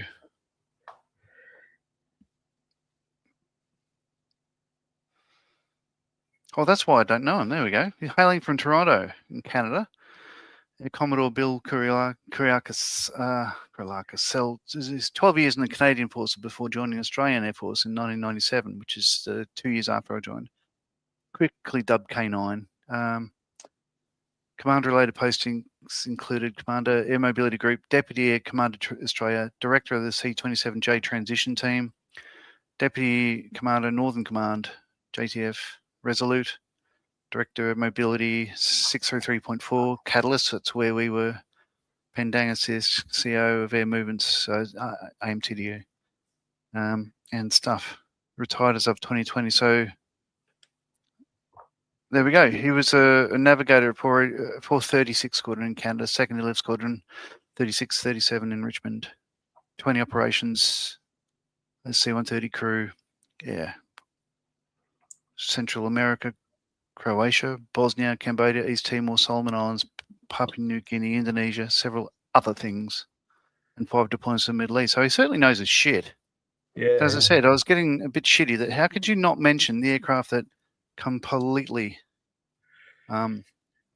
was it's part of the story. It's a quarter of the history. So anyway, that's why I haven't read it, because I'm just thinking, you bastards are typical H model guys.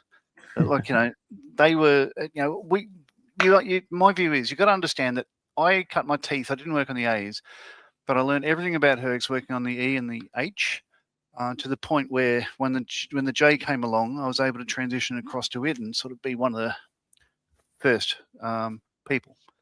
Yeah. So I'm not anti E or H, because you always love what you first worked on. But the H guys were really anti-J, because they were just, it's plastic, not classic. And, it doesn't have a flight engineer. I'm thinking, that's why it's good. And stuff. So the book is only $62 at the moment on Amazon, which for a double set like that, it seems like a really good price. Yeah, hardcover as well. They're well made. Yeah. I could And lend a you book mine. It'd be cheaper. Another one I picked up recently was this one, from the skies. Australian air power in humanitarian aid and disaster relief since the Second World War. There's only $15. Yeah, right. From Amazon again.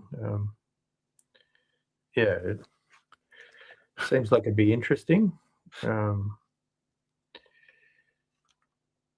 Yeah, so I'd noticed that Herc book when I was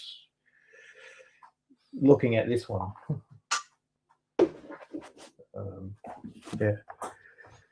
Yeah. So. BC is saying, what does it look like someone is dangling their ball sack in front of the camera? I don't know. I missed that one. Unless it's my head you're mistaken for a scrotum. I don't know. GM is saying, Ian, the bane of printing, always needing an addendum to follow up. I think, he must be planning another book, but there's no mention of another book. It's just, there's not even a single picture of a J model anyway. It's so weird. I don't get it. Maybe he only knows the H's and all that sort of stuff like that. But again, my view is you can ask somebody. We'll tell you all about it. Well, that's research. Sarah Jane, as a tangent to canine with letters in his name, Giacomo Agostini won a world championship in MotoGP for every letter in his name. 15 of them. End of tangent. Oh, he's picking on the H's now.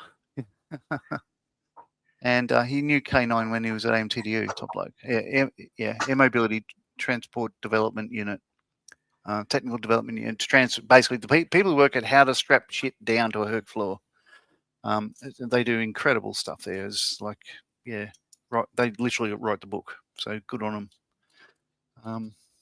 I don't know him. Clearly we moved in different circles. Air Commodore and all that sort of stuff. I was a lowly sergeant. Yeah, different circles. But it's all good. Anywho, look, I'm going to knock the stream on the head there. Thank you, Adam and Ian, for joining us, and of course, Jim. It's been a bit of fun. I've got some stuff done. My pleasure. I've got all the stuff I've got needed painting. It's all just grey, but there's one part in there that's buff. But that'll all go together once that dries. There's no rush for that. The reason I want to do this is because it's the same size as a chipmunk, and it looks like it's virtually, same solution to the same problem. But this is the Eastern world's version of it, so it'll be interesting to put them side by side, see how they compare. But thanks again for Yeah. everyone joining in. This was just an impromptu. Tomorrow at the same time, so noon UK, or 9 p.m. here on Bearded Veteran Creates. You can join us. We're going to continue the Airfix 48 scale Lysander. And then the same time again on Friday, we'll be continuing the members' choice builds. So mine is a B-47 Stratojet, which is looking, we're going to get some paint down. And I should have a thermonuclear device arrive in the mail tomorrow. So I'm looking forward to that. Yes. And then knock on the door afterwards. Yeah, let's see if like mentioning that is going to be a problem for YouTube. I suspect not. But, FBI, open up. yeah, and hello to all of Trump's friends in the Kremlin. All right, thank you very much. I'll see you guys next time. Uru. See ya. Ta-da.